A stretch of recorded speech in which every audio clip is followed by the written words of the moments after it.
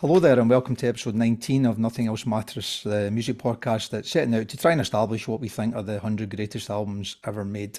To do that, we are first of all reviewing the latest Rolling Stone Top 100 album list that they did in 2020, and we're voting those in or out as we see fit. We've reviewed 90 so far, and we have voted 59 of those in, which is, as there isn't particularly valid, which is 66%. And we've obviously got another 5 to review tonight. I never thought I'd say this, but we're now in the top 10 of this list. It's taken a while, guys, right? We've got top 10 to 5. Absolutely, Lisa, the whole of the year. We've got another 5 to review tonight. So with us to do that, we have our friends Lisa Semple. Hi, Lisa, how are we doing? Hello, I'm good. How are you? I'm good, thank you. How's your throat? I'm going to get there, I think. Okay, I have medicinal glass of wine. And some Purple Quality Street, yeah? Maybe. We have from Deepest Darkest Denny and John Welsh. Good evening, John. Hello, Brian. Good evening. How are we, sir? Very, very well. Good man. Thanks for coming on.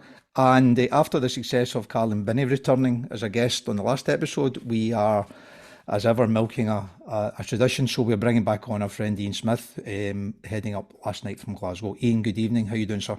Evening. Well, you? Not bad, thank you. Yeah, not bad. Just feeling the love there before we come on the podcast, so thanks for that. I'll maybe share some of that. I need to do the outtakes one day from these, if I ever get around to it. I don't think you should.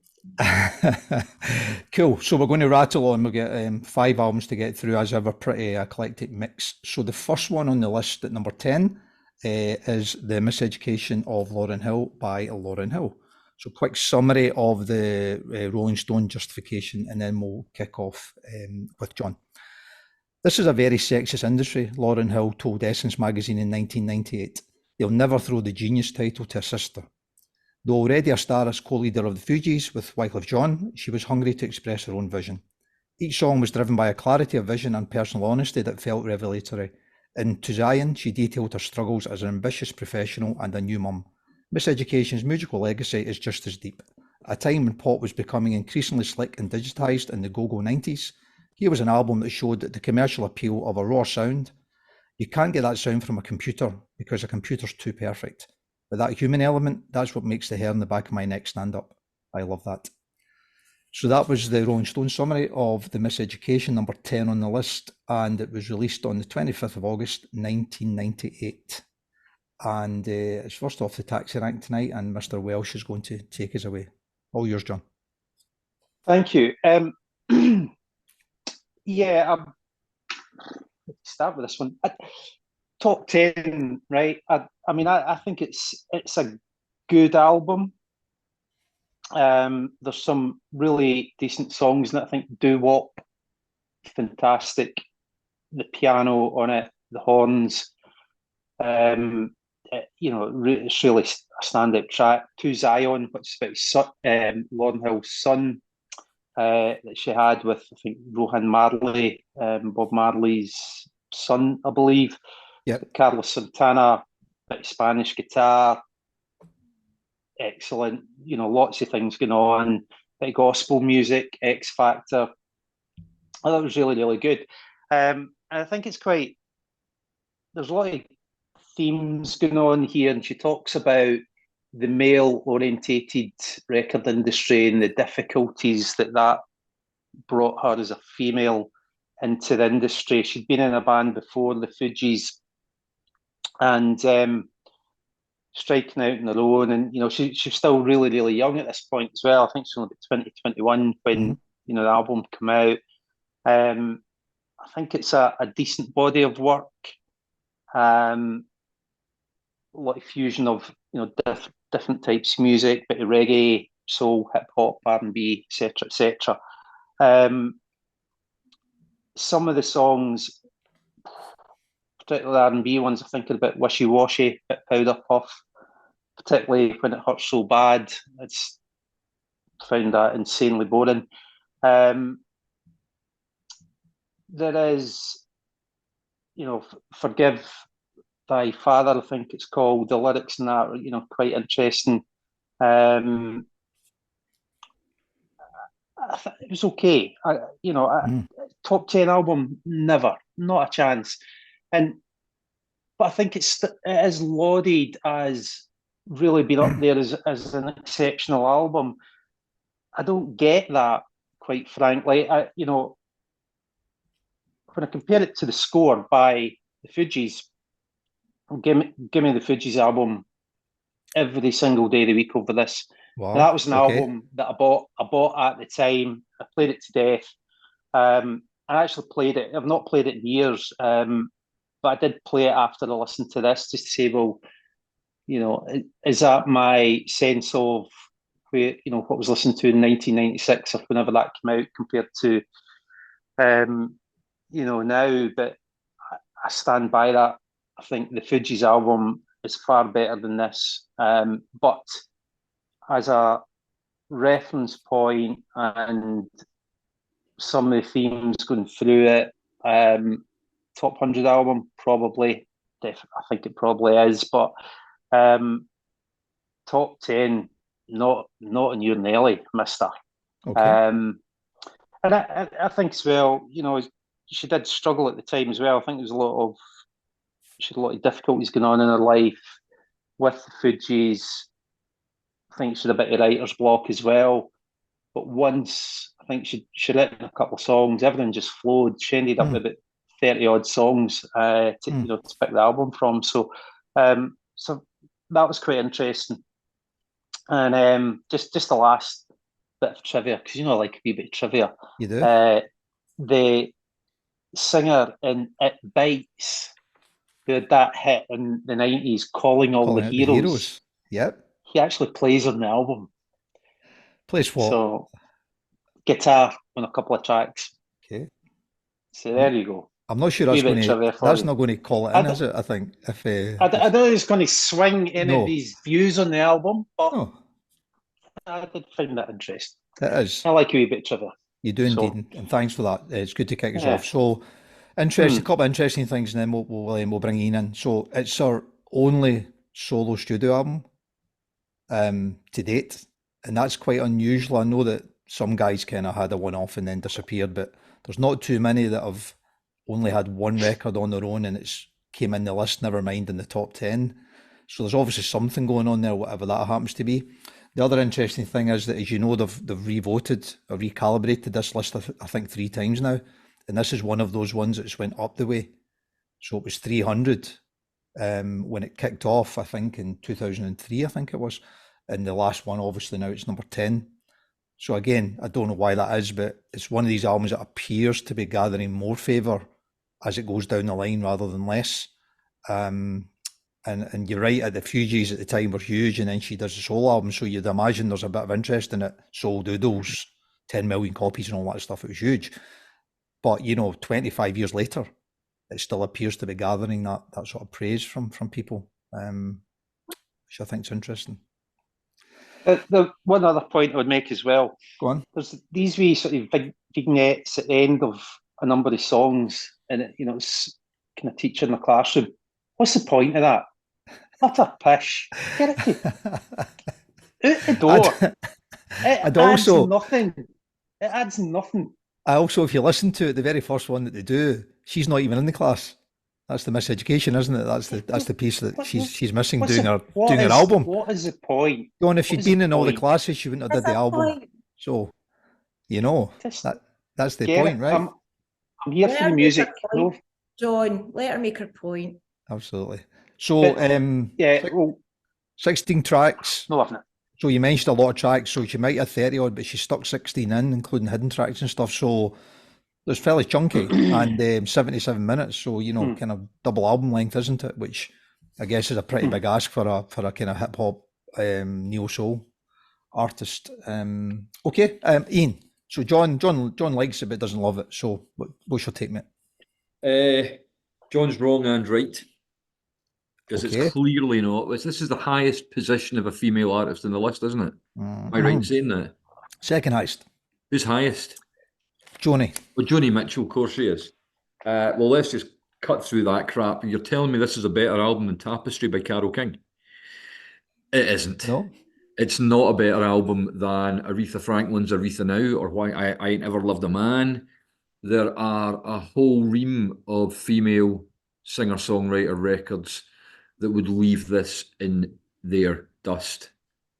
That said, I reckon it's the best R&B album ever made. I think it's a masterpiece. I love it. From start to finish, I could bathe in it on a daily basis. I think X Factor is probably my favourite soul song ever written. I think it's a mesmerising record. Why do you think that, Ian? Why? Yeah. Because what's the thing that presses your button? It's raw. It's honest. You can feel the pain in it. It's not overly produced. It's not overly synthetic.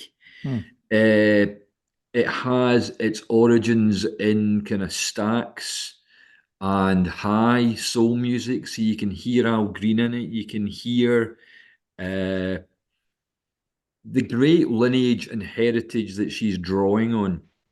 So I think it feels authentic. I'd much rather listen to Ann Peebles than listen to Lauryn Hill. Yeah. I'd much rather listen to Irma Thomas than listen to Lauryn Hill. I'd much rather listen to Aretha Franklin than listen to Lauryn Hill. And I'd much rather probably go for a pint and listen to R&B. So we'll shelf this as being a great proclamation on my part. I don't really like the genre it comes from, but I think this is head and shoulders above anything else in that bracket.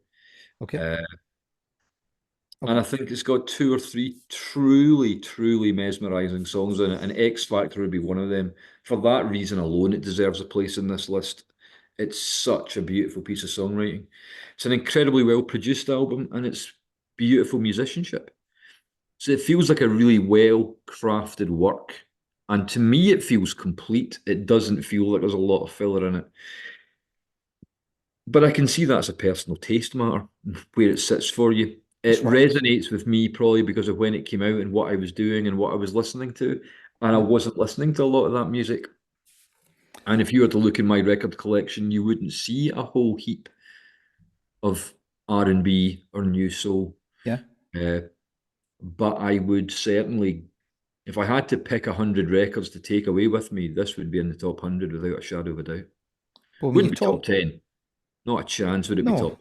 No, and I think that kind of validates some of John's thinking, I think, which makes sense. If you think about, some of the argument for these records is, A, did they sell a lot, I guess, were they popular, and B, did they have an influence?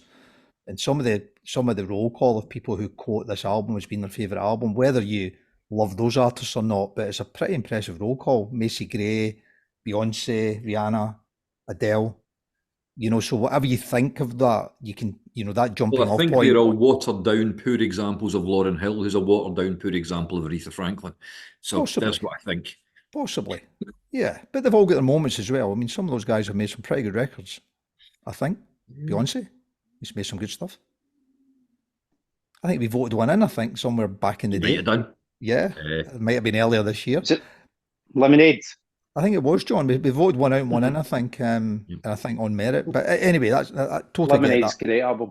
Yeah, totally get that. So there is a kind of props there to her for pushing into a genre and an influence that's obviously had some impact.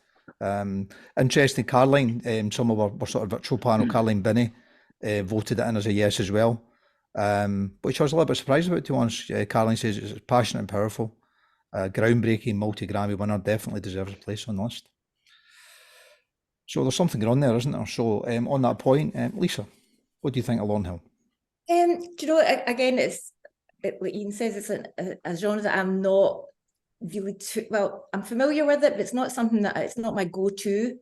And I hadn't actually heard this album, I'm afraid to say. I've heard some of the tracks, but I haven't listened to the album from start to finish. Obviously remember her from the Fugees. But to me, I feel as if, John, you said she was about 21. I think she was about 23 when this album came out. Right. I could be wrong. Still young, but I feel like she's sort of emerged maturely as a solo artist, after her time with the Fugees, and I think I really enjoyed the record as a whole. I think I can relate as a woman, I could really feel, you know, the emotion, the pain, the choices that a woman most women have to make in life. And I suppose as a female in the music business, it's particularly difficult. You know, how do you balance that whole thing between, you know, being a mother, having your career? We all do it, but you know, when you're doing it in the public eye and a world that is very male dominated, it must be even more difficult. So like John said, that the song that struck me was To Zion, you know, about her son. Yeah. And I love the whole Santana bit of that, obviously, like a bit of Santana and the acoustic Spanish guitar. But it was more the emotion about that song. You know, that was a decision that she had to take really seriously in terms of the future of her career. She actually made that decision to carry on with this pregnancy, you know, despite the difficulties in her personal life.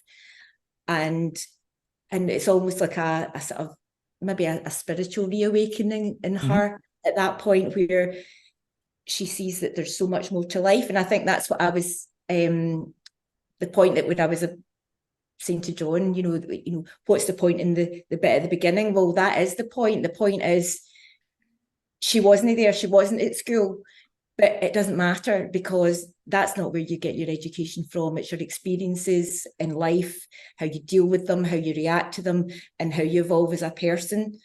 Is your education, and where you eventually end up. I mean, she talks about refining her own destiny in the lyrics, not that particular song. I think that's in, what's the last track? I can't remember the name of it. There's a couple of hidden tracks as well, isn't there? So anyway, yeah. you see my point. Yeah, I do. Yeah. It's a small thing, but I can see what she's doing with it. And you know me, I like that kind of structure and the sort of continuation of a theme, and you know, the resolution. So no, I really like the record. I'll definitely listen to it again. I'm a bit ashamed that I've not listened to it before, but you know, coming back to what both John Top and 100, yeah. Top 10, absolutely not a chance, you know. And okay, I just can't see how it can come ahead of so many great female albums, you know, or female artists. Well, we shouldn't even be discussing. That's the frustrating Whether thing it's here female is, or not. exactly. But that's the frustrating thing, is there's two women in the top 10. Yes. So the argument is being presented that we are suggesting Lauryn Hill's the second greatest female artist ever. I don't think she is, but I'd have Lauryn Hill ahead of so many of the men that are in this list. And the last time we were on, we did that D'Angelo album, which frankly couldn't lift the arse of Lauryn Hill's album. It doesn't get close to it. Who But guests on this acclaimed as some album, of course, masterpiece. Ian. Say what? He guests on this album, D'Angelo. Good for him. Then well done for him for appearing on a good record, because he's yet to make one. Maybe it proves her, this top 100 thing kind of proves her point about how difficult it is, and lots of other female artists have talked about it, how difficult it is in the music business that's predominantly run by men. And this is the evidence of it, that you know, that you've got her and one other who should be there in the top 10, and then the rest of it, there's a lot of male dross in there. I agree. Totally get that. I think we all agree with that. Okay, we can get around the room in a minute. So it was the only album. 3 of the 6 guys that have came back with comments, some of our previous guests, are yeses. So it was a 50% try rate at the moment from the guys. Caroline was in. Martin Metcalf was a yes. A breath of fresh air amongst the likes of Carey and Houston's pyrotechnic singing was Martin's comment. David Ross was a no. I'll come back to David later. And Dixon, if I can find Dixon Telfer, was Dixon was a yes as well. Dixon was in. So we've got 3 out of 6 there. So we can go around the room in a second. Couple of things just to mention to finish. As I say, talk about the impact, which was fairly significant. Our only album. She's had 6 children. She had one then, but she's had a sort of a life of being a mother, I think, since then. She also had bipolar disorder that she was dealing and managing with off and on most of her career. So, you know, as Lisa said, there's a lot going on there, which in most people's normal life is, I guess, is a challenge. So why wouldn't it be any different for a black R&B singer, you know? So a bit of sort of, you know, heads up to her for that. She also had a lawsuit from her kind of wrecking crew, which were they were called New Ark. So the group of musicians that pretty much played on the record. So they basically sued her, saying they deserve writing credits for a couple of the songs, and she ended up settling for that down the line. So, which isn't unusual. I think we talk a lot about that on, you know, rap and hip hop and stuff like that. So, yeah, she had a bit of help, but a lot of it was down to her. Okay, cool. So, what we've got 36 so far. So let's get around the room. So we started with John. John. Yes. Yes, for 100. Ian. Mhm. Absolutely. Yes, for 100. It's definitely yes, top 100, but top 10. Okay. Well, But as you know, we'll get the chance to relist them, as you know. So, Yep. but if it's on the list, it's got its chance to be relisted for sure. Yeah, it's a yes. And I would absolutely say it's a yes. It's a great album, and certainly not my sweet spot. But I actually bought it at the time, and it's one of these things I've dipped in and out of over the years. So, really enjoy it, but probably not top 10, as you say. Okay, a couple of things to finish on it. Then it was the first hip hop album to win the album of the year. On the Village, what they call that? The Village Voice, Papin, whatever it was called. You know, that list that they do. Which was interesting, and also I didn't know this one, so it was the first. Get this right now. It was the first hidden track to get a Grammy nomination for Record of the Year. It didn't win, but I think it was on a soundtrack somewhere. Can't Take My Eyes Off of You, and they then put it on the album as a sort of hidden track, and it got nominated and didn't win and all that stuff. It's all the stuff that George would be shouting at about, but he's not on anyway. So, so we're voting that one in. So that's a yes for Lauren. So she is good to go. Cool. So number 9 is Bob Dylan with Blood on the Tracks. So we'll just get the quick summary of Mr. Dylan, and then Ian will take us away. Bob Dylan once introduced this album's opening song, Tangled Up in Blue, on stage as taking him 10 years to live and 2 years to write. It was for him a pointed reference to the personal crisis, the collapse of his marriage to Sarah Lowndes, that at least partly inspired this album, Dylan's best of the 70s. In fact, he wrote all of these lyrically piercing, gingerly majestic folk pop songs in 2 months in mid-74. Quote, a lot of people tell me they enjoyed that album, Dylan said soon after it became an instant commercial critical success. It's hard for me to relate to that. I mean, people enjoying that type of pain. Yet Dylan had never turned so much pain into so much musical splendour. Okay, number 9 on the list, released 20th of January 1975.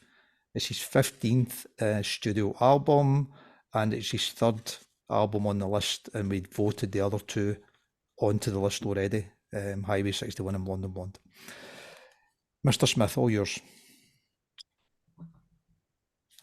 Where do you start? Don't like it then? Well, the last time I was on this, I spent quite some time talking about the universal truth of the Beatles being superior to anything else on the planet, and anyone saying otherwise is mistaken. Well, Dylan comes second. Okay. And this is his crowning glory. I think it's the best singer-songwriter album best solo album anyone's done, ever.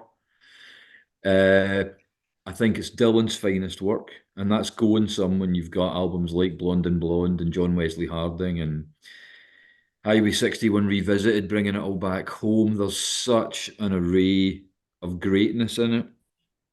But I think what Blood on the Tracks brings that isn't so present in his other work is the personal anguish of what led to it. So you can sit back and revel in things like a Rolling Stone or, you know, Just Like a Woman or any of those marvelous songs from those great 60s albums, but they're all second party character studies. They're all stories, they're poems, they're majestic, the lyrics are sensational, the musicianship is out of this world. But personally speaking, nothing cuts as deep as Simple Twist of Fate, which is my favourite Dylan song. one of my favourite songs ever written. I adore Blood in the Tracks. I adore pretty much everything that man's ever done. You know, there's 3 sections of my record collection dedicated to the Beatles, and there's 2.5 dedicated to Dylan. So it's a pretty epic adoration I have. Do I think this is the 9th best album in the world? Of course I don't. It's better than pretty much everything other than the 2 Beatles albums in the top 10. But it's certainly deserving of the position of being Dylan's highest album. But it's an embarrassment that people think the other records on this list tonight are better than that. If you know the album and you can get past the thing that most people can't with Dylan, which is his vocal style, if you can get past how he performs and you can't find the beauty and the anguish and the heartbreak and the desolation and the recovery within it, then you've got no soul. So he's broadly denied the fact that it's autobiographical. Yeah, but he's a cantankerous old bastard. Of course he does. He has, but even at the time when it was raw, he still denied it. You know, and the story was he wrote the demos, the inverted commas. Chekhov's short stories, apparently. Yeah, apparently, yeah. So he records. So he says. He records the guts of the songs in New York, which is in a kind of effect a bit of a sort of acoustic thing, right? So he does most of them there, takes them down to visit the family. The family go, "What you doing, mate? They've not got, they're good enough songs, but they don't really have any balls on them. And you need to go and beef them up a bit and put a bit more emotion in." And then he gets the Minneapolis crowd in to record them and does what he does and stuff. So, even the way the album was made, he writes it, songs in isolation, and in effect brings his people around them to finish it, suggests that he's kind of wrapping around some sort of support mechanism to do it. But he's also called it Blood in the Tracks. And it's called Blood in the Tracks, yeah. Yeah, but he's Bob Dylan is going to die at some point, and no one is going to be any the wiser. True. Or not. I mean, you could watch all of No Direction Home frontwards, backwards 10 times in a row, and you'd still come away scratching your head. He's an enigma. Yeah, and that's wonderful. But you can look at all the interviews and studies of Bowie, of Lennon, of McCartney, of Jagger, of Richards, of people like that, and have a sense of what they're about. And Dylan, despite his enormous body of work, is almost as obscure a character as Tom Waits, who goes out of his way to be an obscure character. So I don't really care whether Bob says it's about his divorce or not. To me, everything about that is the misery and anguish of success and failed relationships wrapped into one. It's a masterpiece. I'm sure I know the answer to this, Ian, but is it his last great album? No, don't get close. He's made about 20 great albums since then. Has he? But oh yeah, Love and Theft's an absolute masterpiece. Okay. Oh Mercy is a total killer. He's made some great albums. Sure. Love and Theft is an absolute ripper. So is Oh Mercy. Both daughters. Yeah. I love Bob Dylan. I think that's the beauty of lyrics, though, isn't it? I mean, he's saying, "Well, it's not about this, right?" And everybody's listening to it, and he's coming at this failed relationship, and they're going, "Well, clearly that's what you're writing about." Yeah. But you get a lot of musicians who'll say, "Well, I'm not telling you what it's about because it's what you take out of it." Yeah. That's fine. So he went back to. Interestingly, he went back to Columbia for this one, didn't he? And he genuinely believed he wrote something good, whatever his backstory was. He knew the songs were good, so he wanted to go back to Columbia because he knew they would give it the oomph to get it out there. And of course, it ended up #1 in the US, which at the time was a bit of a surprise. His star wasn't as high at that point as it had been, in '60s, and sort of validated really everything that he'd chosen to do. And even the UK, it was very popular. It was #4, I think, in the UK. And interestingly, we've done this a few times, John. It was the NME's album of the year in 1975. Was it? Yeah. NME incorrect decision, shocker. Well, it's the old monkeys and typewriters, right? So, but I think you can see that it went across, pretty much all of the markets, not just in the USA or the UK. To everywhere it kind of hit the button. So there's obviously. But if you're going to like a Dylan album, this is the one you're going to like. Yeah. I would have said. Yeah, I love it. I'm not going to review it myself, but I love it, right? It's also got my favourite Dylan song on it, Ian, but it's a different one to you. So, yeah, so Martin, I was just flicking through a couple of guests here and we'll move on to Lisa, just to keep the conversation going. Martin Metcalf's a no on this one for the top 100. Martin needs a slap. Martin will be happy to justify. He says it's good, great in places, Idiot Win, Jack of Hearts, but it's not a great album, is Martin's take on it. And on that point, Lisa, Blood on the Tracks. You came to me next on purpose, didn't you? Yeah. Right, so Ian, I'm one of those Philistines that has kind of struggled with Dylan over the years. I was brought up with him, had them in the house when I was young, but there was something about his voice that, like you said, I'm soulless, couldn't get past.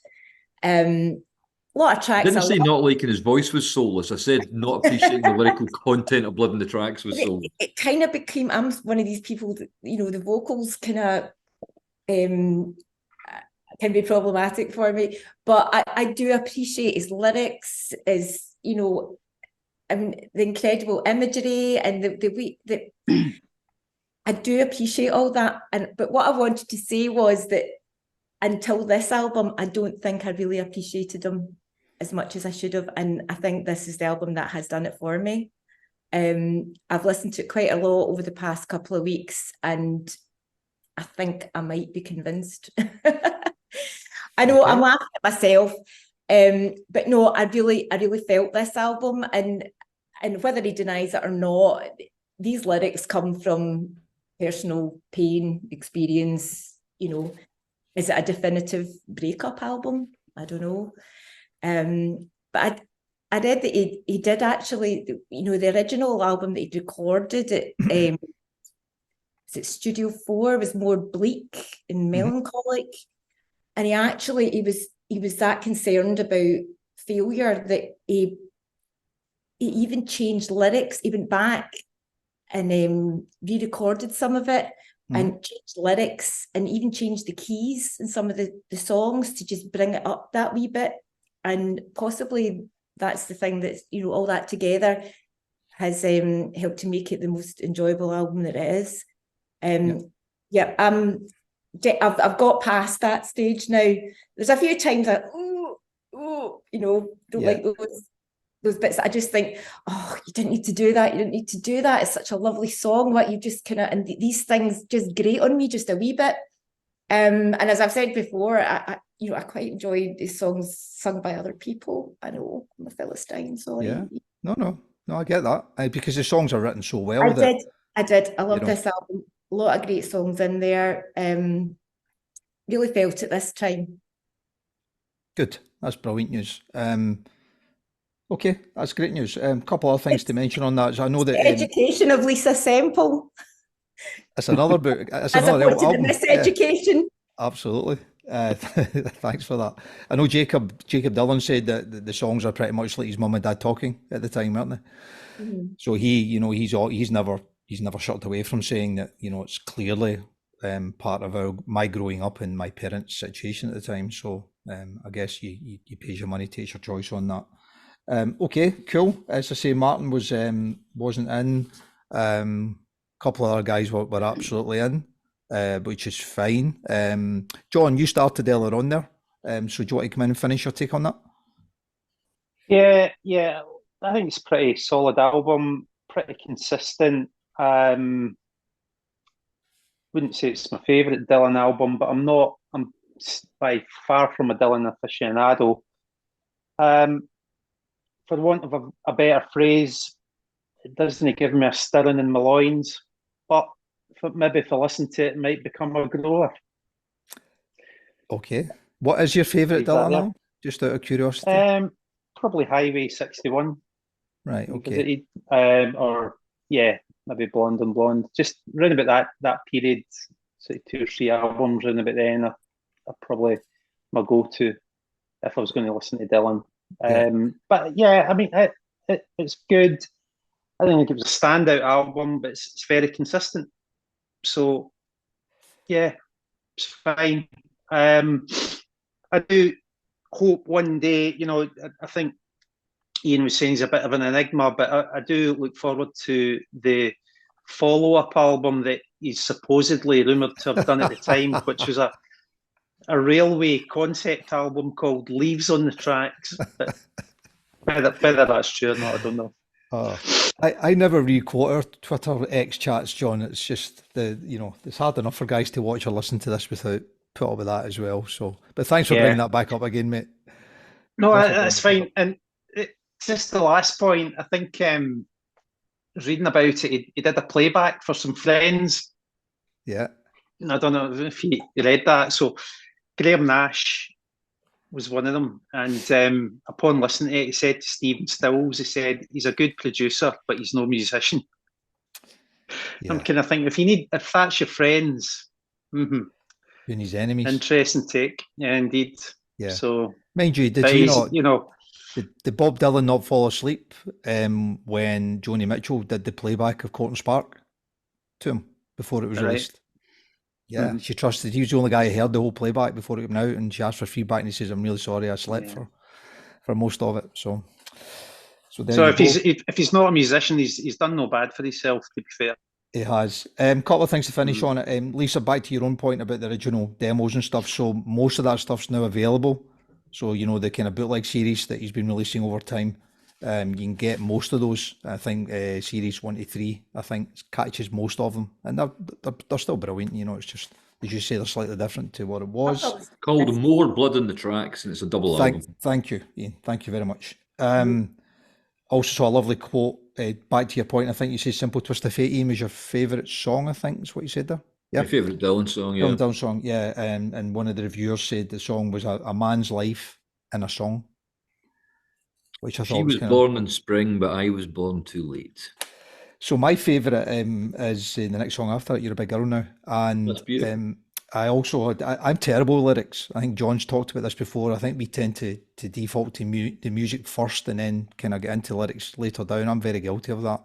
But I love this album because I clearly can pick out a lot of the lyrics without trying too hard, if I'm being honest. I think they're just so good. And he is the one on that. He says, my pain stops and starts like a corkscrew to my heart, and it kind of tops and tails and stuff, and it's literally just stops you in your tracks, and you've got to listen to it. I put it on again actually yesterday, I think it was, because I had my headphones on, and there's not that many records that I genuinely do that to. I can, if I do put that on, it will stay in my turntable for a couple of weeks. It will be hard to be displaced. One very quick thing, you were asking the last great Dylan album. I was. There'd be a real school of thought that would say Desire is one of his greatest albums. I'm not a fan. That immediately follows it. But I'll give a huge shout out, Lisa. If you want a Dylan album to go listen to next, go listen to Street Legal, where he gets a gospel choir in to do backing vocals. It is a joy. Right. Where's my pen? Street Legal. Much underrated, brilliant Dylan album. Lisa, I can do, Ian mentioned his voice there, and I can do his voice on the Street Legal time. I'm good at that. You down in the bottom, and you know back and you belong. How's that? Yeah, don't give up the day job, Brian. That sounds like the pub singer in Shooting Stars. Oh my God, John, that was worse than my version of I'm here to be beaten down with a stick. So Caroline loved it. Said you can't have a top 10 without Dylan in there, and this one's as good as any to be in there. David Ross's comments were "fuck yes!" ! Good man. Just quick couple liners from David. He says, "I'm writing this comment 4 years to the day from seeing him play live at the Beacon in New York. I appreciate he can be a bit hit and miss live, but we obviously got him a good night, and much of the set drew from this and the two preceding masterpieces. Lyrically, it's phenomenal, like a combination of Steinbeck and Shakespeare." Yeah, cool. He doesn't say that about Nirvana, to be fair. We'll come on to that. Right. Yeah, absolutely. Cool. So we've got 5 out of 6 of our guests who have come back, have voted it in. So we're in a pretty good place here, I think, but it's worth going back round. Ian, you started us off, mate. Top 5 with a bullet. Top 5 with a bullet. Masterpiece. Okay. Would it be above Abbey Road then? No, Abbey Road's number 1 with a bullet. Oh, so it's 5 on the list. That was all I was asking. Oh, I'd agree with that. Save that for the next one. Lisa. Yes. Thanks. Yes. Yeah, pleased about that, Lisa. It's an I've- amazing, I've- amazing album. I've made a journey throughout this Amazing podcast, album. especially with Bob Dylan. So yeah, I think Ian should take most of the credit for that, right? John. Bob Dylan. Yeah, not Dylan, Ian. Yeah, just give Ian the credit. John. A firm yes. I think it could scrape into my top 50. Thank you. And I love the album. So there's only one dissenter, Martin. So he's on a roll tonight, Martin. We'll catch up with him soon, no doubt. Must be in a bad mood. Yeah, just a very, very quick PS. Sorry, Twitter the last time went to our Twitter ex-friends, because we always call them out. Lauryn Hill, they were 64% no for Lauryn Hill. And Mr. Patterson quote would be that there's 64% idiots, right? Except George voted it a no. So now he'll be a big fan, obviously, of the guys who take part in our poll, because he's violently agreeing with them. So that was Lauryn Hill, but for Dylan, it was only 67%. Yes. And our kind of following, if you want, is a bit of a sweet spot for Dylan and Beatles and stuff like that. I was a bit surprised at that. Not sure why. But my final point, just to move on, was that one of many reasons that I love Big Girl Now is that one of my other favourite artists, Lloyd Cole, does a fantastic cover of it. It just reiterates my love for Mr. Cole. So just want to get that. As do the Go-Betweens. If he's watching, If he's what, hi Lloyd. Yeah, the Go-Betweens do actually, mate. Yeah, I forgot about that. Mm-hmm. Yeah, forgot about that. Absolutely. Cool, brilliant. Okay, Bob is in. So that's 3 albums on the list and 3 in. I'm sure you could put more in, Ian, but at least we've rubber stamped what was already there. Okay, so we are on to number 8 now. So number 8 is Prince with Purple Rain. So let me just find the summary of that. Okay, Rolling Stone said, I think Purple Rain is the most avant-garde thing I've ever done. Prince told Ebony in 1986. He was still a rising star with only a couple of hits when he got the audacious idea to make a movie based on his life and make his next LP the movie's soundtrack. When it was released in 1984, he became the first artist to have the #1 song, album and movie in North America. Then, quote, listening to Purple Rain now, it's kind of like a Beatles album. Keyboardist Matt Fink of The Revolution told Rolling Stone shortly after Prince's death in 2016.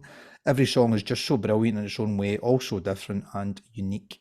The title track was one of several songs recorded live at his hometown club. It was inspired by Bob Seger, of all people, and he decided to try a ballad in the Seger mode. The result may be the greatest rock ballad of all time. That was Rolling Stone. Prince, Purple Rain, number 8, was released on the 25th of June, 1984. And we're moving over to Lisa now to lead us on this one. All yours, Lisa. you mentioned Bob Seger. Apparently, Prince at this point when he was this kind of character that was this mysterious person that he didn't want to know anyone. He didn't want anyone to know who he was, what his gender was, anything. He's this kind of puff of purple, that would appear in a sort of alien-like way. But at this point, I think he really wanted to do something that was a breakthrough. He'd had a couple of singles, but he'd asked, what did Bob Seger do to really, to break through?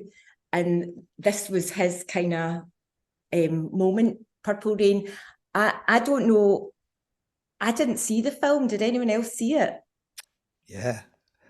Well, I've got to say, I didn't see the film, and I'm really, really glad that I didn't, because I've heard it's pretty shite, to be honest with you, acting and all the rest of it. And I think that might influence how I feel about the album, because although it's a soundtrack to the film, I do feel that it stands alone. It is a wee bit biographical, whatever, it's a sort of teenage revolting against your parents, drugs, sex, not wanting to be like them. But I don't know, I'm so glad that I saw him live before he died. I saw him at the Hydro, it was about 18 months just before he died. That's right, yeah. Yeah, 2015, I think. What a talented musician, and what a vision the Hydro had. Sorry, I'm not talking about the album here, but the Hydro had this all-female leather-clad band, which obviously my husband enjoyed quite a lot. But they were just incredible. But this album, I love it. It's probably one of my all-time favourite albums. He's just he plays every instrument. He's just so talented. I think he's played the piano, and he described his sort of musical education as almost military from his father, but that doesn't really come across so much in style here. But I don't think you'll get a better rock guitarist than Prince. You know, I think he's better than any other rock guitarist. That's just me because I'm a big Prince fan. But I think this album just combines so many different genres, like synth pop, metal, R&B, soul. Yet what you get in the end is a sort of unique sound in its own. You know, it's raunchy, it's seductive. The lyrics can be ambiguous yet explicit. Funnily enough, the first song, "Let's Go Crazy," is clearly about just live life. You know, it's all about rock and roll. Just live your life now. You won't be here forever. And then I interestingly read that the one critic had said that it immediately drops into "Take Me With You." And I thought, oh God, what's wrong with me? That's one of my favourite tracks on the album. Yeah. "Take Me With You." I just think the you know, the strings and it just sort of chugs along so seductively. You know, if I was going to run away with another man, that would be on my playlist. That would be on in the car. You know, and it's such a road trip vibe to it. You know, and I think, how can somebody say that is a dud in the album? Of course, it's subjective, right? Subjective, isn't it? It's subjective. I mean, there's great songs on that, and he's so interesting the way he does things. You know, you've got the sort of cryptic computer blue that blends right into this sort of Darling Nikki, which is quite sort of dark, raunchy. You know, it demonstrates his predilection for the explicit lyrics, let's say. It's just and then you've got "When Doves Fly," that's quite personal. You know, he says, you know, maybe I'm just like my father, I'm too bold. Probably the most personal one. Obviously, I love I Would Die For You. It's, I mean, the lyrics are a bit morose, but it's quite a celebratory sound. Yeah. And then, of course, the title track, "Purple Rain." Unfortunately, that's kind of spoiled for me by hearing it battered out so many times in, you know, pubs, karaoke, that kind of thing. But all in all, it's just one of my favourite albums. I think it's just so unique. I don't know, maybe I'm out on a limb here. No, no, but not for yourself, you're not, because it's your own limb, right? So it was his sixth studio album, and you're right, he had broken through in 1999, but you know, he certainly wasn't a mega star, certainly as the 80s went, because obviously there was a few of these guys coming out. We had a whole debate about Thriller on the last episode and didn't vote it in, and it's very much kind of that time, isn't it? So I guess one of the questions is, has it aged? I thought we felt Thriller had dated a little bit, was really one of the reasons that maybe we didn't swing for it. So you don't think it's dated at all? To me, it's not at all. I've been listening to it over and over again this week, and it still gives me that sort of feeling I had when I first listened to it all these years ago. Okay. Well, it's his second one on the list. We voted on "Sign of the Times" a while back. I think we're all pretty comfortable with doing that. And there's a debate to be had, a bit like Dylan, I think, about, you know, is there other great Prince albums that could be considered, but that won't be done today. Okay, a couple of things to mention, and then we'll move on to John. So it did become mega #1 US. It's 7 in UK, but it wasn't particularly big in the UK at the time. But what I didn't realise, it was #1 for 24 weeks on the Billboard in the US. So not only did it get up there and get that recognition, it stayed there for, what's that, half a year? almost. Wender's Cry's number 1, Purple Rain's number 2 as a single. So he was in that. You had Jackson, then you had Prince, and I think him and Springsteen swapped some places at that point, and then I think Madonna kind of come rolling over the hill. So he literally became part of the big hitter, sort of 80s world, and then I suppose arguably then railed against that as he moved on to other records, which we'll come on to. So thanks for that, Lisa, and thanks for the love for it. I do think he's underrated as a musician, though, just because of the kind of persona that he had. Yeah. You know, and he didn't do interviews. He didn't want to be this, you know, person that was out there. I think he genuinely wanted to be known for his music.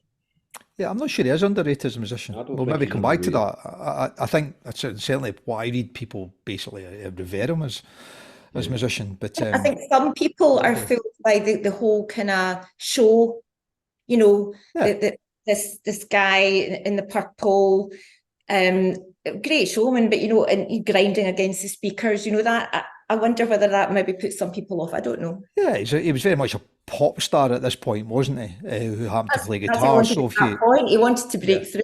Yeah, absolutely. It's a really good point. We'll no doubt come back to that. Thanks for that. Really good. John. Yeah, I mean, he'd had a little bit of success before, but I think this truly is his commercial breakthrough. I think it's a masterpiece. It's a fantastic album. I remember actually buying the single "Let's Go Crazy" at the Barland Market. Used to remember hearing it on the radio, and I was like, "What the hell's that?" I bought the single. I think that following weekend, getting up to the market with my mum and dad. I wasn't overly into him, but that song in particular, and you know, I think it was the B-side was maybe Raspberry Beret as well. Mm-hmm. Just a great music. But listening to it, it's just blows me away how good this is. In fact, I'd go as far as to say any one of those 9 songs could have been a single easily. It is. There is not a weak song. No filler, right? There is not a weak song. Yeah, absolutely. It's only 9 tracks, 43 minutes. So you know they've obviously kept it relatively tight. So I don't know whether that's because it is a soundtrack to the film. So I know there's a little bit of adaptation to the songs for the album, but very little. And they might not have made it onto the radio either. Well, we'll go on. We'll maybe mention that the whole Tipper Gore thing, because that the Al Gore thing's that's right. At this point, yeah. Yeah, I mean, you know, the singles I think everybody knows, but you know, some listening to songs like the beautiful ones, Computer Blue, Darling Nikki, and I'm like, I don't know these songs, but they're great. You know, they're really, really strong. And the fact that he's pissed off Tipper Gore, that gets a massive tick in my box. So, you know, for that reason alone, you know, I'm very favourable to it. But I think it's great. I think it's a masterpiece. You know, I think Lisa was saying, you know, what a guitar player as well. Just absolutely stunning. Now, there is a clip somewhere on YouTube where he plays Purple Rain, and it goes on for a lot longer. And I'm not really one into these big guitar licks and, you know, some guitar player getting a bit wanky, for want of a better phrase, but you just watch and think,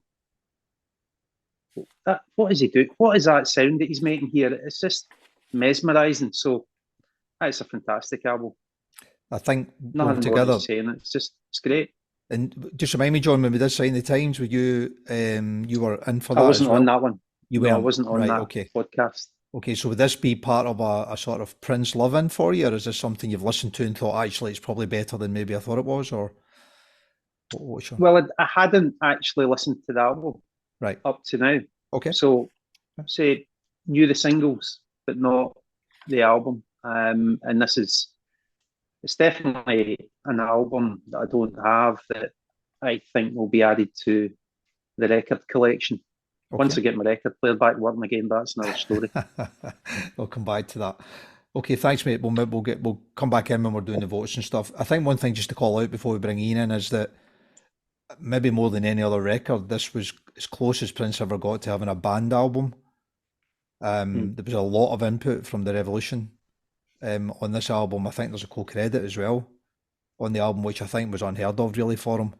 So although he always very much owned everything he did, and he was, very precious about it, as you say, this was 3 of the songs were recorded live, with just some overdubs after that, and the band are pretty much sort of leading what they do, and he's singing for most of them. It's not him recording everything and then sort of putting it all together. So it was as cooperative as he would ever be, I think, as someone leading a band. And I think it comes across, the songs do feel as if, A, they're sounds as if they're having a great time, and then B, the band are very much to the forefront. And the thing I didn't realise, because so Wendy and Lisa in the band are who were in the band through the Revolution, but I think this is right, both of their parents were in the Wrecking Crew. Oh, I didn't know that. In the 60s. So, which is how they knew each other, because their dads knew each other, and they kind of grew up together and stuff like that. So whatever's going on in there's obviously some sort of, musical heritage that they've carried in, and I think Prince has recognised that at the time, and he's certainly tapped into it rather than blocking it out, and it all comes through. So, yeah, thanks for that, John. It's cracking. Ian? No.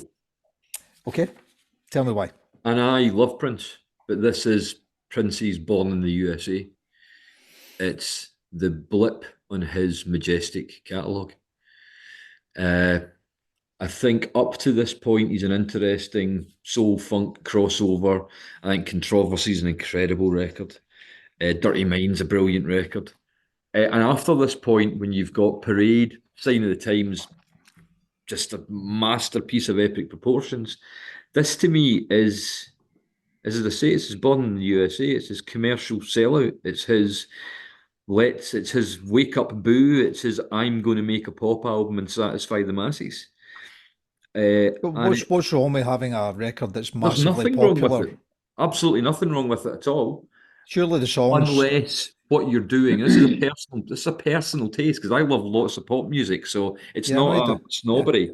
But what he was doing for me, he stops doing in Purple Rain, right? And then he picks it up again, in the same way as Springsteen's greatest album is also the worst thing he's ever done.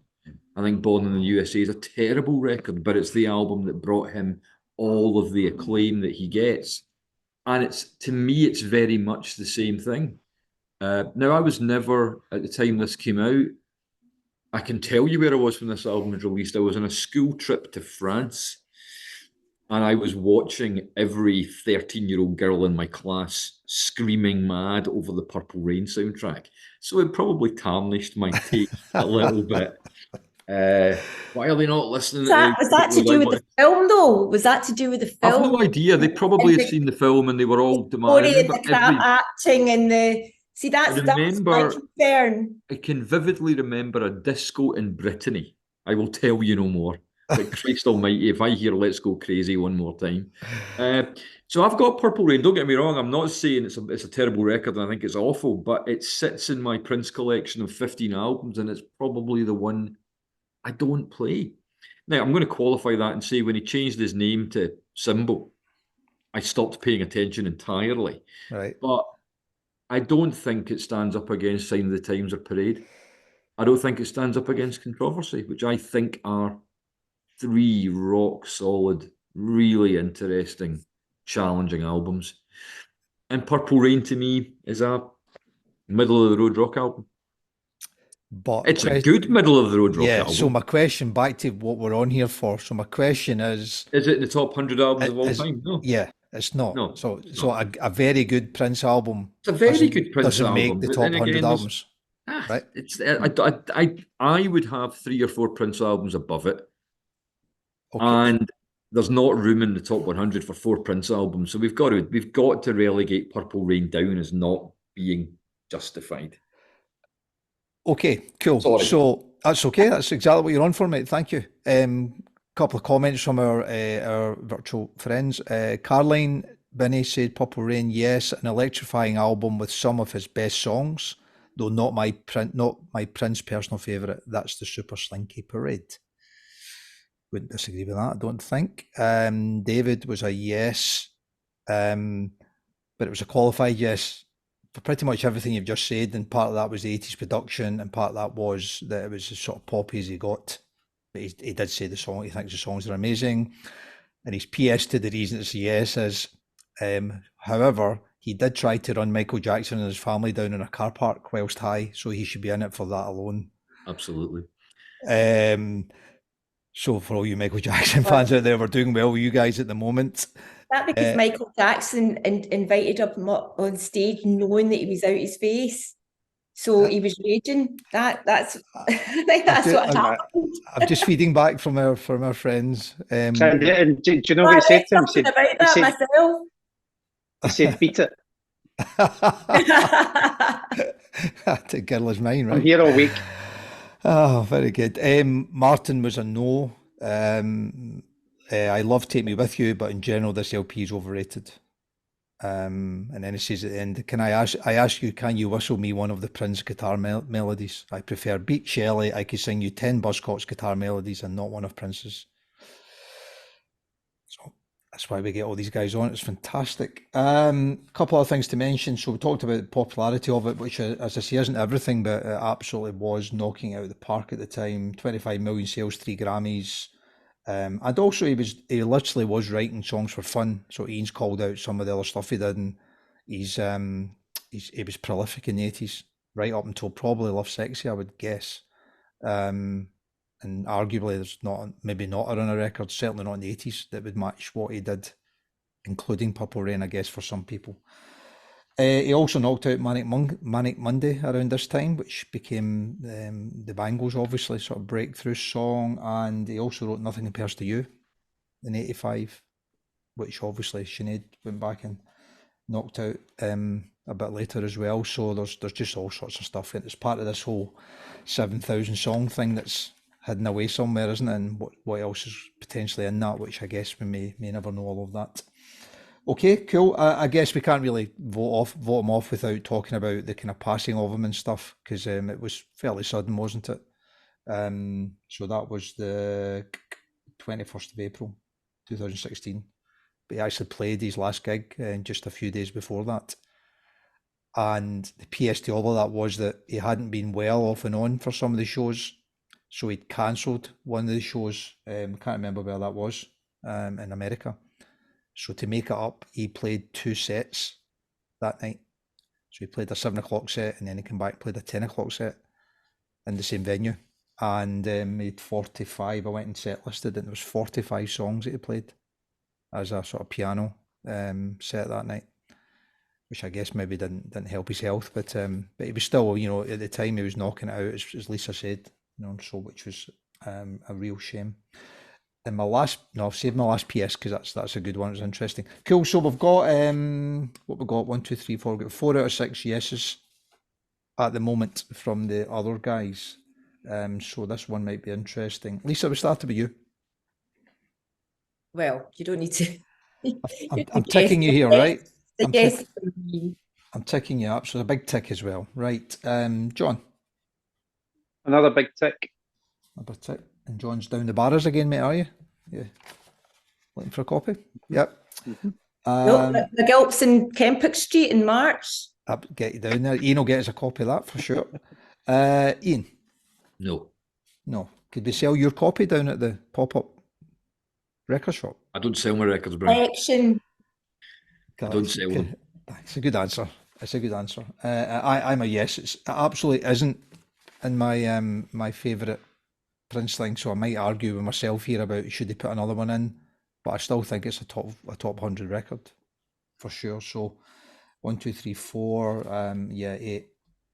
Well, you've got the first 20 Beatles albums and then the next 40 Dylan albums, so you can't squeeze them in, mate. I mean, there's 60 plus taken. Lies the problem.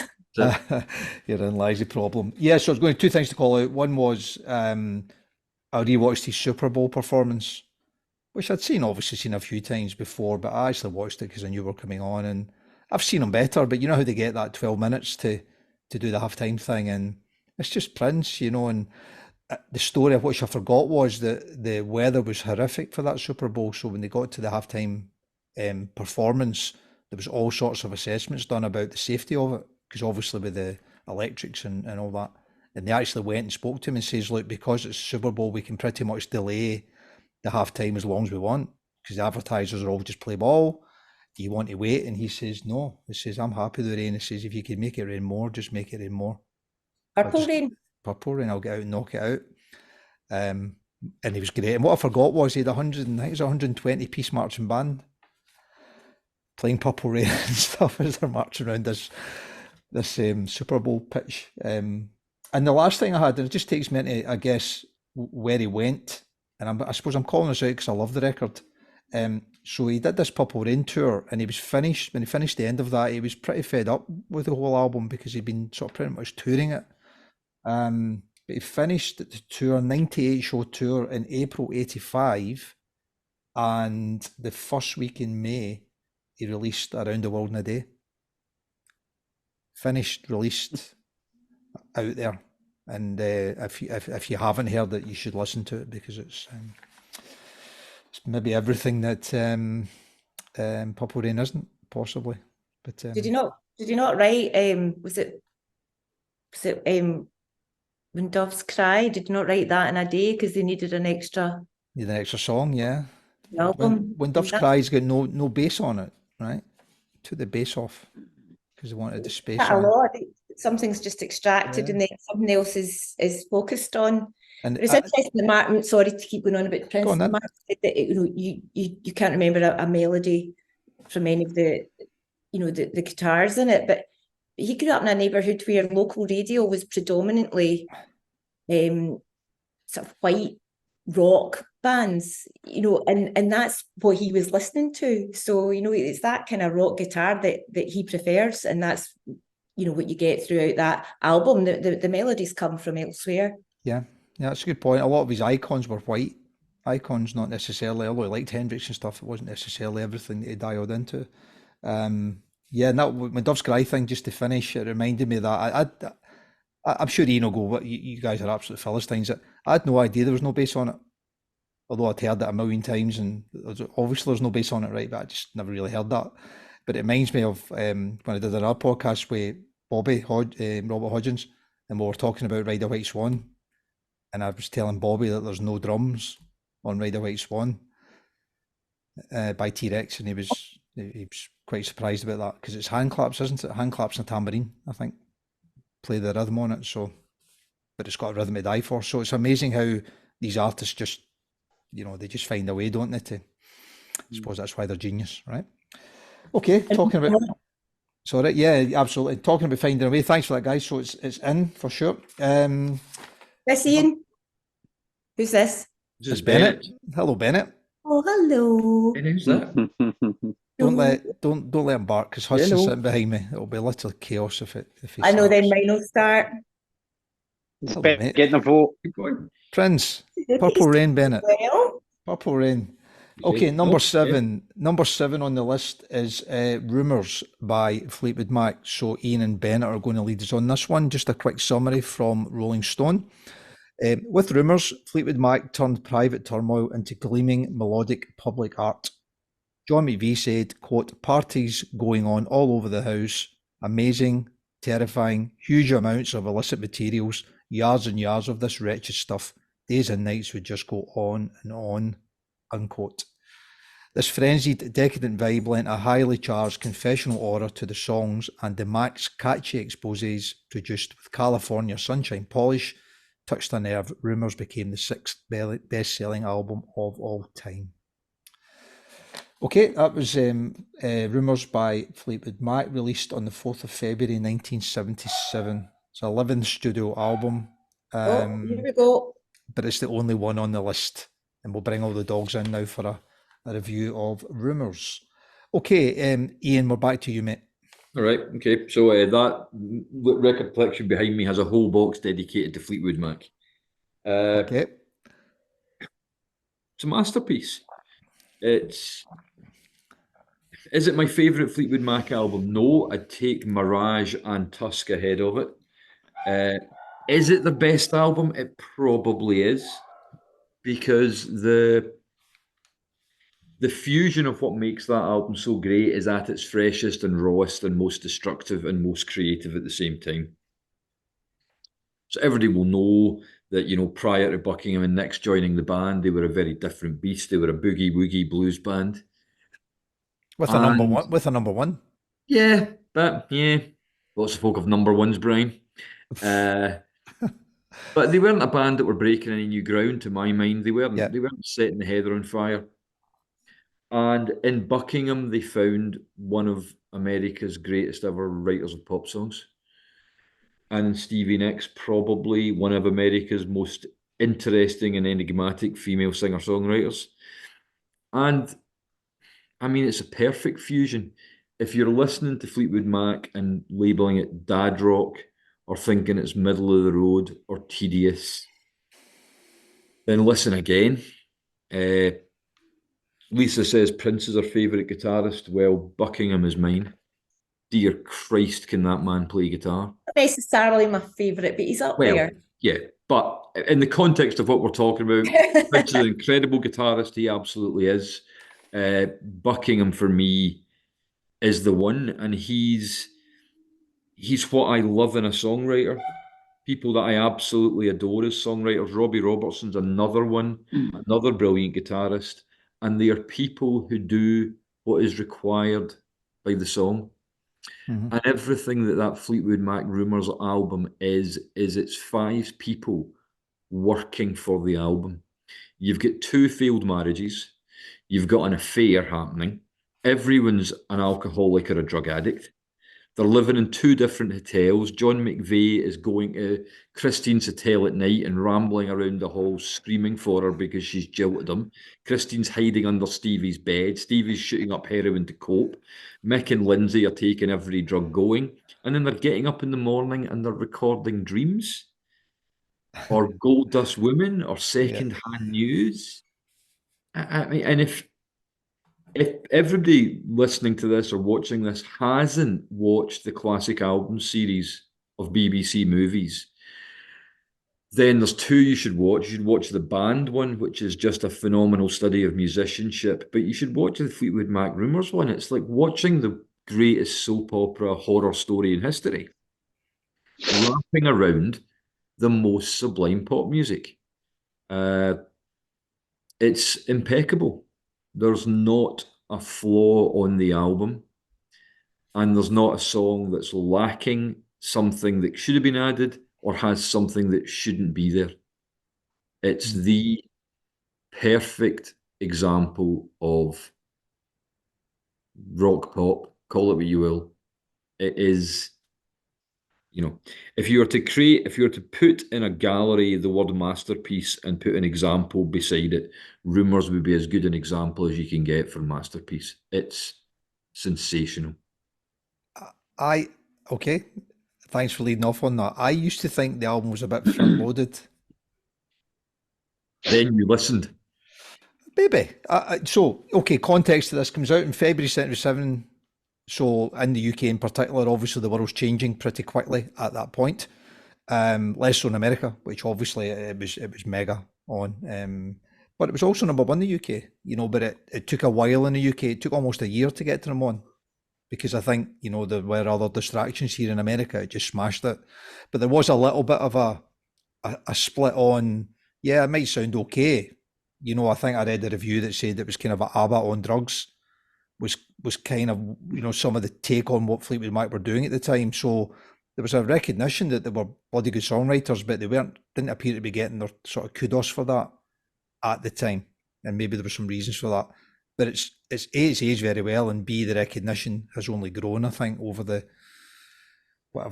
45 years since then, for sure. Well, there's things on the album that I think. Now, everybody else tonight might hate this, and I might be speaking to a crowd of folk who think I'm a maniac, but there's certainly from my perspective, the older you get, the more you learn to appreciate melody, the more you learn to appreciate song construct, the more you learn to appreciate craftsmanship. And God, if you listen to that album, strip out all of Buckingham, strip out all of Nick's, strip out all of Christine, and just listen to that rhythm section play. And I'm telling you, Colin Greenwood and your man for Radiohead would struggle to play as well as them. McVeigh and Buckingham are tight rhythm section who can take that band anywhere, and with that great blues grounding that they've got of We Will Drive the song. It allows all the other musicians to almost be jazz musicians playing in the space around what they're doing. Yeah. That might not have been noticed in 1976, 77 when they were doing it, but now if you go back and listen to it, it's got so much space, that album, so much air, all the things that Radiohead have been doing for the last 10, 15 years. I think you find the origins in Rumours, and especially in Tusk. They were one of the first bands to really start using the studio. And I'm not talking about using studio engineering, but working out spaces and where to do things and where the sweet spots were. I think it's an engineering marvel as well as a songwriting marvel, as well as a production marvel and a performance marvel. Okay, so totally get all that. Okay, and I hear what you're saying. The album's amazing. So why do they keep splitting up? And I know one of them's sadly passed now, but even before that, there was because members. I think Buckingham and Nicks hate each other. Yeah, but they hated each other at the time of Rumours, right? So, Yeah, but there's only so. But we were sitting last. This is a digression, but we were sitting last night, and I was talking to my colleague Izzy about the David Crosby documentary and how she should watch the David Crosby documentary and how tragic it is that Graham Nash won't speak to him after they were best friends. Yeah, and Graham Nash got to a point where he just had enough. Well, I imagine Lindsay's had enough with Stevie, and Stevie's had enough of Lindsay, and that's it. Okay, that's You know, fine. At the time, it was all still very raw, and that's where you get all this emotion from, and they pull it off spectacularly, don't they? Yeah, I really do. It gives me shivers thinking about it. It's such a great record. Indeed it is. John? Yeah, it's quite often played in here on a Saturday night. It's one of Marion's favourite albums of all time, so we often listen to it. I'm not as much of a fan as Ian, but it's a great album. It's quite remarkable, actually. Obviously, touching on the relationship side of things and the drugs and all that sort of stuff. How the hell they actually got to the point of making it when all of that's going on. And then, you read about some of the songs, and, there's a lot of duplicity going on. What's that song about? Oh, it's about a dog. No, it's not. It's about, the sound engineer that I'm having an affair with or whatever. And yeah. I think, Jesus, and they're playing these songs and they go out on tour, and I just find it, the stories of these things quite remarkable, that they've managed to come together and make such a timeless album, really. I would though disagree. I do think there is the odd track in it. I think Don't Stop hasn't aged particularly well. It just sounds like groggy nonsense to me. But that's just a small personal. Is that the Bill Clinton? That is a Bill Clinton. Yeah, right? Yeah, and I'd read that after I'd listened to it, and David Cameron, I believe, used it as well. So I did, yeah. They've got shit taste. So you can't blame Fleetwood Mac for that, right? Can you? No, absolutely not. No. It is also the 18th best-selling album of all time in Australia. Just if you're interested in that. So did you learn that when you were on holiday, John? No, I didn't actually. No. I just thought you were researching it when you were out there. I was quite researching it the past week. So, but it's great. I suppose ultimate breakup album in many ways as well, given the song content. But Songbird, I think, for me is the one song that stands out more than any other. That's just a beautiful song. It's really stripped back, simple, but really powerful. So great album. Yeah. Okay.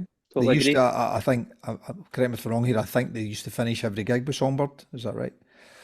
Yep. Yeah. John McVie asked them to stop. Did they stop? I think eventually McVie and Fleetwood said it has to stop because they were standing backstage, crying at every gig. Yeah. Going, right, you can't do this anymore. Yeah, okay. Yeah, okay, I get that as well. Absolutely. Okay, we'll bring Lisa in here. So I'm always playing devil's advocate on it. Do you think all this, how amazing band it is and stuff like that, and the great record, right? But do you not think it's one of the worst covers you ever saw? Does it matter? Oh, yeah, but of course it matters. We talked about Jackson Thriller thing the last one, didn't we? And how he got his clothes out the wardrobe in the studio and stuff like that. You know, surely I you got to love make the the cover. effort. I think What it's I what think do you it's love very about it? The two of them iconically look like a couple of knob ends, don't they? Whatever it's it is they're doing. iconically 70s. It's completely I mean, um if they're out their face doing it, I'll cut them some slack, right? But you know, if they've chosen to do that, then I don't. What is this? Is there any symbolism in it, or are they I just think there's symbolism in it. I think you've got Fleetwood, who's the band leader, dancing with or wrapped up with Stevie Nicks, with whom he's having an affair, who's the lead singer of the band, who joined with a husband she's no longer with, and people are talking about it. I think it and there says. you have it. no? I think it does. I I've think it read that as says. well. I I think just it think they says were out of their women. face and they couldn't be arsed, and they got some props out of a cupboard somewhere like Jackson did, and had a go at them Pirates of Penzance or Oh, you're at it, whatever the shop. show was on, right? Lisa, rumours. Can you There hear me was come? a sign from Greenock there. Were you about to sing? No, I can't do that as well as Bob Dylan. So Well, tell me as I about. was saying there, it's just such an iconic album of the 70s. It's they say that Ian's gone. He's had enough. No wonder of us lot. So you love this one, right? Of course I do. Yeah. And I think it's, great art tends to come from, the human existence, the tragedy, the love, the jealousy, the hatred, all these things. Think Shakespeare, it's absolute perfection, this album that is honed from the wreckage of their lives, and it's playing out as we go along. And then when it took them about a year to make it, I mean, God knows what must have been going on that whole time. And then when they perform it, all this animosity between them and the jealousy and the having a go. And how could they stand on stage in these wonderful harmonies and the tight musicianship and like sing songs like, secondhand news, where he's just basically saying, well, I've got loads of women now, so you're, Yeah. and singing backing vocals, no problem, and then go your own way, fuck you, Yeah. it's quite incredible that they could all stand and produce a sound that is just a classic album. I mean, it was kind of this denouement of the, this free love era where 60s, anything went, everyone was sleeping with everyone else and drugs were purely recreational. Nobody considered them to be addictive. And of course, what was happening here was, the end of this era and the absolute fallout from it, and everything going tits up. And as John said, who knows how they managed to have that amount of excess and craziness going and still come in and record such fantastic music. Totally They agree. took a year to do it. They So, did, but they had a lot of distractions during yeah. that year as well. So everybody so far, we'll come round to our guys in a minute, but everybody. I think the thing with this album is it's such easy, joyous listening, despite the dark undertones, because it basically deals with something that we all relate to. Yeah, it does indeed. Love, relationships, Yeah, I was about 12 or 13 when this came out, art. and I loved ABBA at the time because ABBA were a great pop band. I was only a young kid, and pop was about to happen and stuff, but it hadn't quite happened. Still are a great pop band. They're amazing, right? But but my point was that I loved ABBA and I was totally aware of them and thought they were great. And then when rumours came along, I don't really know why I didn't love Fleetwood Mac just for the songs. I didn't really at 12 years old. You don't really know the backstory, right? But I don't know why I didn't quite get that at the time. But I think part of the reason was, as I mentioned earlier, particularly in the UK, when I had a look at the NME's albums of the year for '77, the top 5 were Heroes, New Boots and Panties, My Aim Is True, Never Mind the Bollocks, and Marquee Moon. So, a lot of my world was that at the time, and lots of people at my age were just, this stuff was just knocking your ears out, and I think to get to get ear space in that world at the time in the UK, I think might have been reasonably difficult. And I think time has definitely given it a kind of perspective and love that maybe it didn't quite get at the time over here. It did get number one, but it took a year in the UK to get to number one. So it was like, you know, really singles, and eventually got momentum and it kicked in there. So, well, as I say, guys are all yeses. Ian's had a power cut in his house, so he's obviously not paying the Last Night From Glasgow bills. And he'll need to sort that out. So he's going to try and come on the phone if he can. Everyone is a yes so far on the guests. David said yes. I fought against this realisation for about 30 years, but it's a brilliant record. The writing, the playing, the production, everything about it is effortlessly magnificent. Carline's a yes as well. Hers is qualified, says not really my kind of thing, but I absolutely can't deny the timeless brilliance of some of the songs. So I think there's this bit now where they've just had this recognition. It's 11 tracks, 39 minutes. 81% of our Twitter guys were slam dunking it in there, so massive amount of love for it. Nothing else to add really from my end. So let's we'll go around the room. I'm assuming Ian was a no, so we can probably vote him out there. You think? Yeah, sounds like it.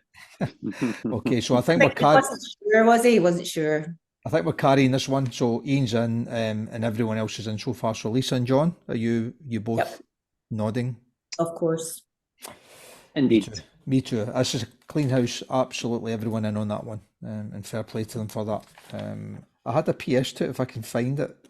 Oh yeah, so you know that thing when you Google the YouTube and stuff like that. So I forgot this. So the Corrs did a cover version of Dreams. You remember the Corrs, right? The Irish. Yeah, I remember the song. Yeah. And it's okay. I mean, it's okay, right? It's a soft cover version of a really good song, right? So it's nothing as good as the original.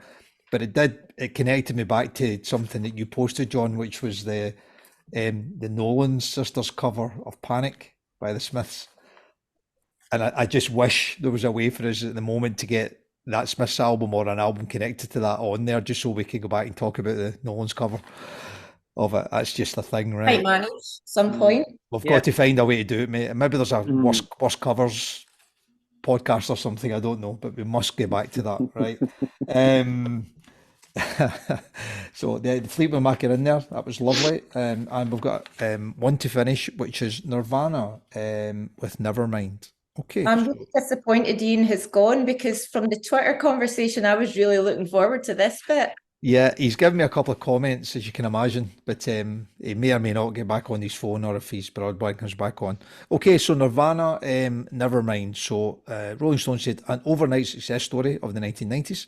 Nirvana's second album and its totemic first single, Smells Like Teen Spirit, shot up from the Northwest Underground to kick Michael Jackson's Dangerous off the top of the Billboard charts and blow hair metal off the map. Few albums have had such an overpowering impact on a generation. A nation of teens suddenly turned punk, and such a catastrophic effect on its main creator. But to slashing riffs, corrosive singing, and deviously oblique writing put warrior purity back into rock and roll. Cobain was a pop lover at heart and a Beatlemaniac. Cobain also fought to maintain his underground honour with songs like the scabrous punk purge, Territorial Pissings. Ultimately, it was a losing battle, but it is part of this album's enduring power. So that's the last one tonight. Rolling Stone number 6, Nevermind by Nirvana, released 24th of September 1991. And John's going to take us away on the last one. Right, okay, so looking forward to this. This is probably, people talk about grunge, and this is probably the album, the key album for probably majority of people. Grunge, what was it? It's like the bridge from heavy metal, cock rock, fan dance to alternative punk rock, right? Fortified by Generation X. What the fuck's that? Tell you what you like, what you should dress like. All these demographic kind of fucking bullshit. Baby boomers, Generation X. What a pish, right? All these skater boys into it, and Smells Like Teen Spirit. You say skater boys? Yeah, all the kind of okay punk skater boy look, all that kind of stuff. That's what they're into. Smells Like Teen Spirit. MTV was established by then, but I just remember at the time you couldn't put MTV on, and within 15 minutes, this song just seemed to be on the video. It just played to death and just did my head in. I didn't get grunge at the time. Eventually did, but you know they're very much a poor man's Bad Brains or Sonic Youth or something like that. And I do wonder if the unfortunate passing of Kurt Cobain has actually added to a mystique about this album that otherwise may not have existed. I think it's a good album. Mm-hmm. Some good tracks in it. I mean, I think you mentioned Territorial Pistons. I mean, that could be an inflammable material with Stiff Little Fingers. Mm-hmm. Is it original? No. Mm-hmm. It's a punk song.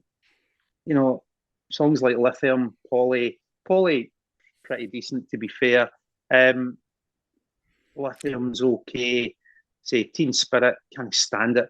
In much the way that, you know, Fairy Tale New York gets played at Christmas. Yeah. And for years, I just couldn't stand that record. I've came back to it last few years, but Sure. I'm not sure I will with Smells Like Teen Spirit because I never liked it in the first place. So do you think if Nirvana had released pretty much the same records as a post-punk alternative grunge album and they were from the UK, what do you think we'd be saying about them 30 years down? I don't think we'd be talking about it right now, quite frankly. Okay. I think quite often a lot of these things, it's all about, there is an element of luck, I guess, but the right place at the right time. And I think timing with this is everything. But it's not a bad album, right? You know, it's just not a bad album. No. And also, I mean, you're talking about, I can't remember what album it was, Brian, but you're talking about maybe the balance.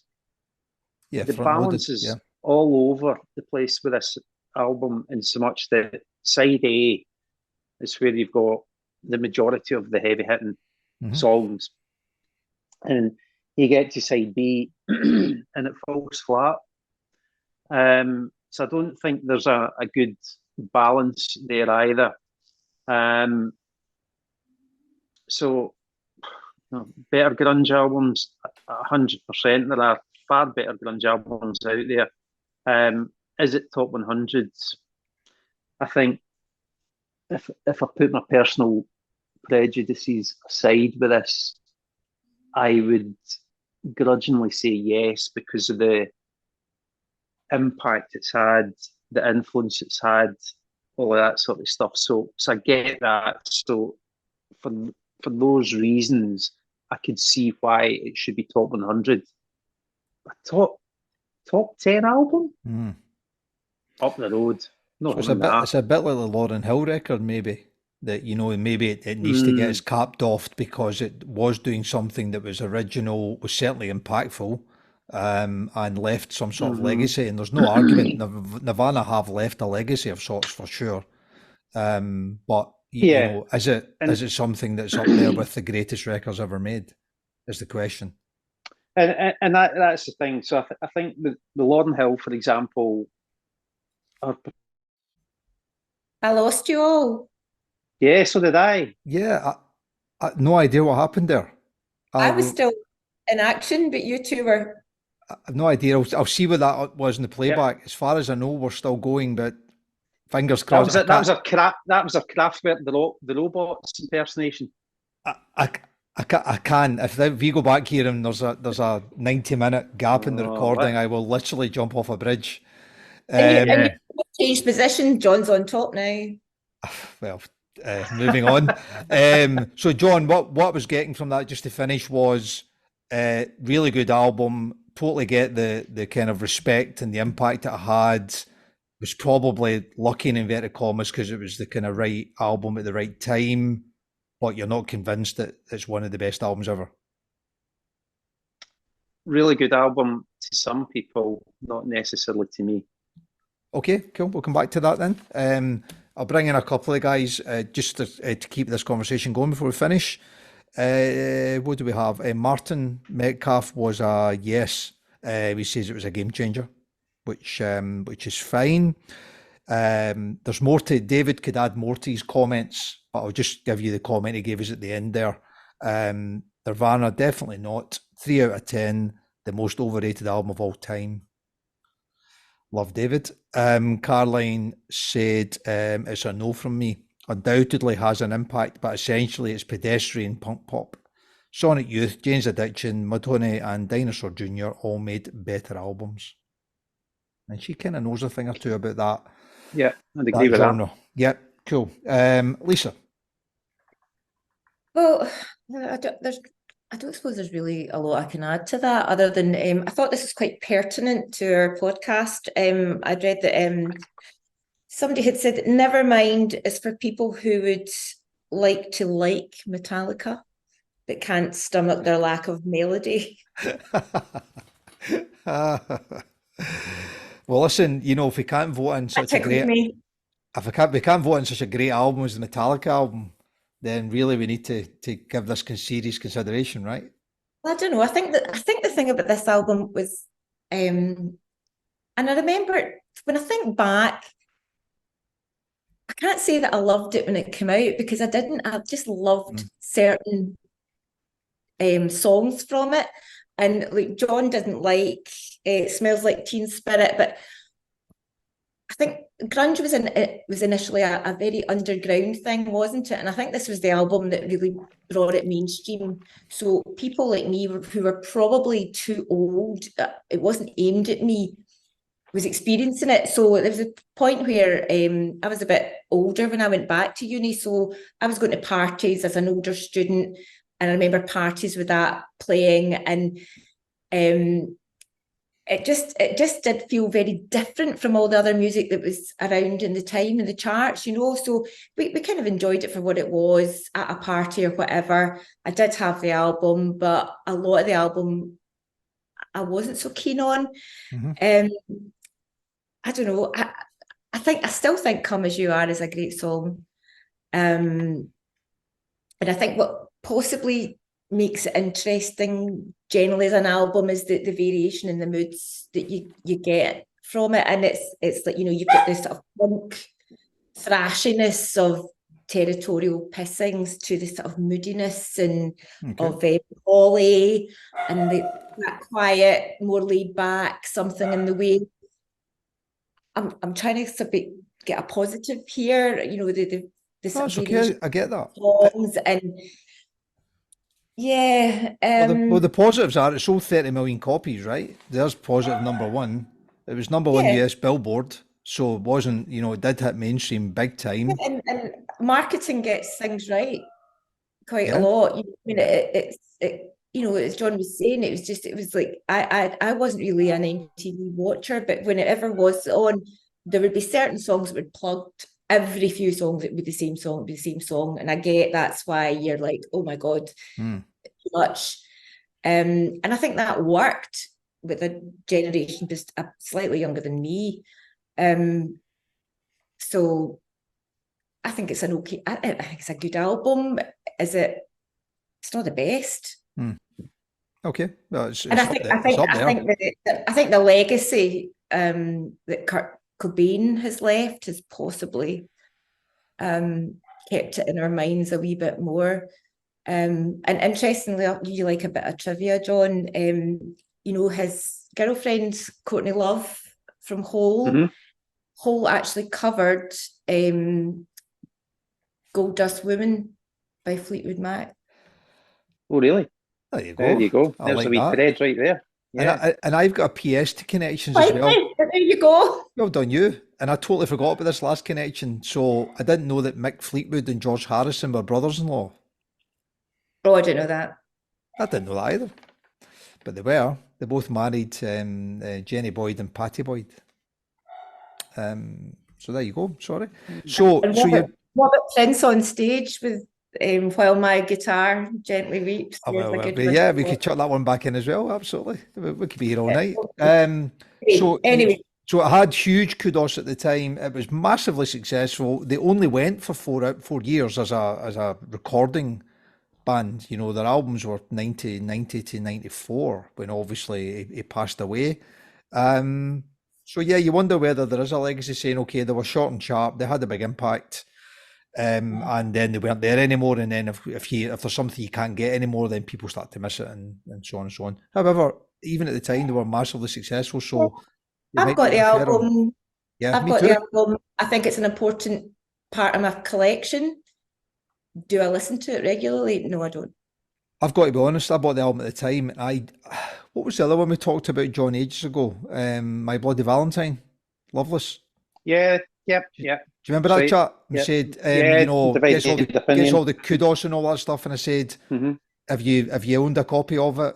I don't think so. Even if you did, if you listened to it, if I'm being honest, not really. You know, so there are some records that you probably do buy into at the time, but if it sits in your shelf of CDs or albums, are you really pulling it out to have a refresh on it? And Nevermind's absolutely one of those for me. I honestly don't think I've played it since 1991. It's not their best album. Okay, which is? In Utero. I thought you were going to say MTV Unplugged there. That's live performance. That's a different category altogether, as you know. Let's still go down that rabbit hole tonight. I was just testing you there, mate. Well done. Okay, Ian said, well, I'll just very quickly tell you what Ian said on message, right? This is in this order. Shit, power cut. If I don't get back on, yes, and fuck no. Lost my broadband. So the yes was obviously Fleetwood Mac because he hadn't voted at that point. So he's just ratifying that. And fuck no, I'm guessing, means that he's not a particular fan of Nirvana. And there was a bit of a Twitter chat about that with a number of people. However, there are guys and that are fans of it. And I think there are huge amounts of people out there that love it. I know Dixon really liked it. I know Martin Metcalf liked it as well. So it does. It's a wee bit Marmite almost, I think. I actually don't like this genre. I just don't like it. It's just a thing I don't like. But I do really like Sonic Youth. So I do think when a band's great, I think they're great, but I just think there's a whole categorization of this stuff. It's a bit American, a bit lazy and college rocky thing. I just don't really get it, if I'm honest. So, cool. So the guys were, okay. So George was a no. So at the moment, there's 6 votes, isn't there? And the yeses were Dixon and Martin. And Caroline, David, Chris, and George were all no's. So I just put Ian's in there. So Ian, I think, said fuck no, didn't he? So that's still a no, right? So John, you led us off, mate. It's a fuck no for me as well. This is a new category, right? Lisa. I'm not going to swear, but it's a no. And it genuinely is a no from me. It's a wee bit like Thriller. I hadn't really thought about it until we got to listen to the album again. I've played this album. We listened to another one. I can't remember what it was, where I listened to it a lot to try and get my head into it and really struggled with it. And I voted it no again. And this is the same. I really, really listened to this in the last fortnight. Car, headphones, walking, dog, whatever. And also, John, the point you made is there actually is 2 or 3 really good songs on it, I think. But they're absolutely all front loaded pretty much, I think. Yeah. But that said, there is, I think, is it the second last song, the last song, what is it called again? On a Plan or something like that. Yeah. Is that right? Yeah. That's pretty decent. It's actually pretty melodic. But yeah, it's, I think the reputation, it's all a bit fur coat, isn't it? Fur coat, no knickers, right? So to finish off, since we've sorry, don't believe the hype. Don't believe the hype. The hype. Yeah, indeed. Well done. It was album of the year in the NME in 1991. And we give them a hard time, and that's fine. But you know, number 2 was Bandwagon-esque, and number 3 was Screamadelica.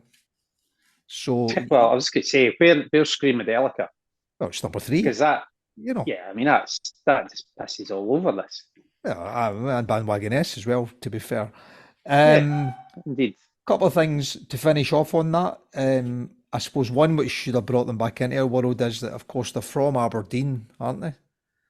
That's right. In Washington, DC. So, you know, we've got a bit of an affinity there, so I feel a bit guilty now.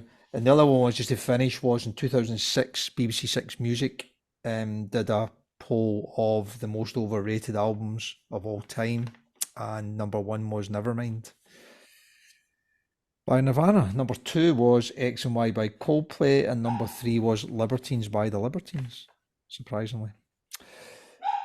Okay, and Andrew Collins, who was the DJ who commissioned the poll on Six Music, said that our audience is quote unquote mad, because he loved it. It was one of his favourite albums ever, but can't argue with public opinion, can you? So I'm afraid, a bit like Thriller, not only is it not made the upper echelons of the list, but it's now not on the 100. So we're doing our bit there for democracy. It was 53% on Twitter, but it was a bit Marmite on Twitter.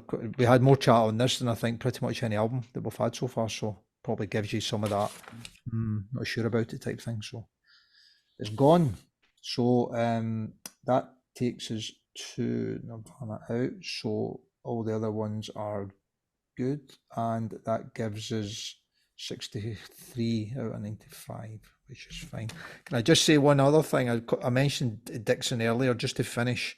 So Dixon Telfer gave us some comments, and he said at the end, so for the first time for me, it's 5 yeses. And then he quantified that by saying, that's because there's no fucking Beatles. Smiley face. All the best, Dixon. So, yeah, so we are a broad church, aren't we? So, and I'm Ian's not on at this point. Quite proud of that. Quite proud of that. Okay, so that's us. That's us done that. And it's been really good again. I have a message there to say there was also a power outage in our area today, which I think might be why we lost the recording. So I am crossing fingers and toes that when we finish, that there's something getting saved here that's not 8 minutes long. So we'll find out. Sorry that Ian's lost us, but likewise he had the broadband outage and it's not come back on yet in Glasgow. So I don't know what's going on for Christmas.